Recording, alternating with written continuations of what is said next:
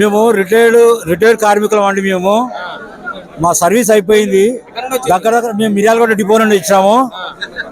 2017 pay స్కేల్కి arrears రావాలండి. మాకు 2021 pay scale arrears రావాలా. అయితే మాకు రిటైర్డ్ అయిన తర్వాత మాకు ఎలాంటి బెనిఫిట్స్ ఇప్పటివరకు రాలేదండి. దగ్గర 10 సంవత్సరాలు 2017 నుంచి అంటే 9 సంవత్సరాల ఏరియర్స్ రావాలి మాకు.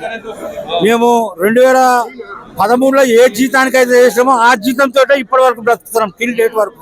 2013లో పే స్కేల్ ఏ జీతం వచ్చిందో ఇప్పటివరకు మీ రిటైర్డ్ టైం వరకు కూడా అదే జీతంతో బ్రతుకున్నాం.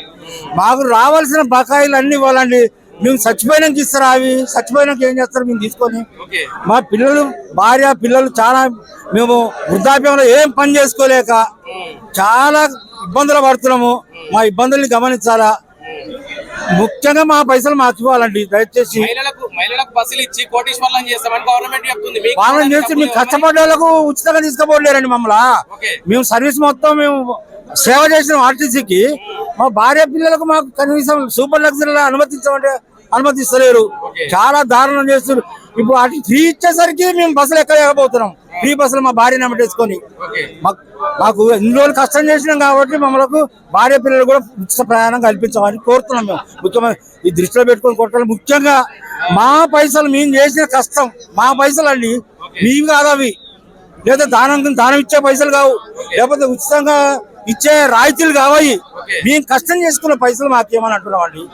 అది కాబట్టి ముఖ్యమంత్రి గారికి వెంబడే చొరవ తీసుకొని మా పైసలు మాకు ఇచ్చి మా ప్రాణాలు రక్షించాలని మేము కోరుతా ఉన్నాం అండి. దయచేసి ఈరోజు రాష్ట్ర కమిటీ పిలుపు మేరకు చలో బస్సు భవన్ కార్యక్రమానికి వేలాదిగా తరలి వచ్చినటువంటి రిటైర్డ్ ఉద్యోగులకు మరి మాకు సమస్యలు 2017, 2021 పిఆర్సీ బకాయిలు రావాలి. మళ్ళీ గ్రాడ్యుయేట్ డిఫరెన్స్ ఏరియాస్ ఉన్నాయి. అవన్నీ 9 సంవత్సరాలు అవుతుంది ఇంతవరకు పే స్కేల్ చేసి. మరి ఇంతవరకు మాకు ఎలాంటి రిటైర్డ్ వాళ్ళకు బకాయిలు ఇవ్వలేదు. మరి చాలా మంది పిల్లల పెళ్లిళ్ళు కానీ మరి వాళ్లకు పిల్లల చదువుల గురించి ఎన్నో అప్పులు చేసి ఆర్థికంగా చాలా ఇబ్బందులు పడుతున్నారు.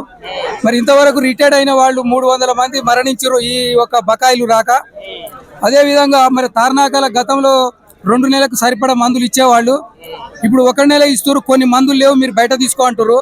మరి యథావిధిగా మాకు 2 నెలల సరిపడా మందులు, మెరుగైన వైద్య సౌకర్యం మాకు కల్పించాలి. అదేవిధంగా మరి మేము 30-35 సంవత్సరాలు ఆర్టీసీలో జాబ్ చేసి ఉద్యోగ విరమణ చేసినాం. మాకు ఈ హాస్పిటల్కు రావాలంటే మరి మాకు భార్యాభర్తలకు ఇద్దరికి సూపర్ లగ్జరీలో ఉచిత ప్రయాణం అనుమతించాలని, మరి మా సమస్యలన్నీ వెంటనే పరిష్కరించాలి. లేకుంటే ఎందుకంటే మాకు చాలా ఇబ్బంది అయింది. మాకు ఎలాంటి పెన్షన్ లేదు, మాకు రేషన్ కార్డులు ఉన్నాయి, తర్వాత ఆసరా పెన్షన్లు ఉండే. ఏ ఉండే ఆర్టీసీ ఉద్యోగం అంటే ఏ ఉండే అంటారు ఎక్కడ పోయినా. మరి మాకు పెన్షన్ ఉండదు. మరి ఎట్లా 1000-1500తో ఎట్లా బతారు? మరి పిల్లలు ఎవరు అవలంతరాలు వెళ్ళిపోయారు, ఎక్కడెక్కడో జాబులు చేసుకుంటారు. ఇవాళ మేము భార్యాభర్తలు ఇంటి దగ్గర ఉన్నాం. మా పరిస్థితి దయనీయంగా ఉన్నది. కాబట్టి ముఖ్యమంత్రి గారు ఈ దృష్టిలో పెట్టుకొని ఎమ్మటే మాకు రావాల్సిన మాకు బకాయిలు మొత్తం 861 కోటి రూపాయలు రిటైర్డ్ ఉద్యోగులకు అందరికి సంబంధించిన బకాయిలు రావాలి. మననే ప్రభుత్వ ఉద్యోగులకు 6000 కోట్లు ఇచ్చారు.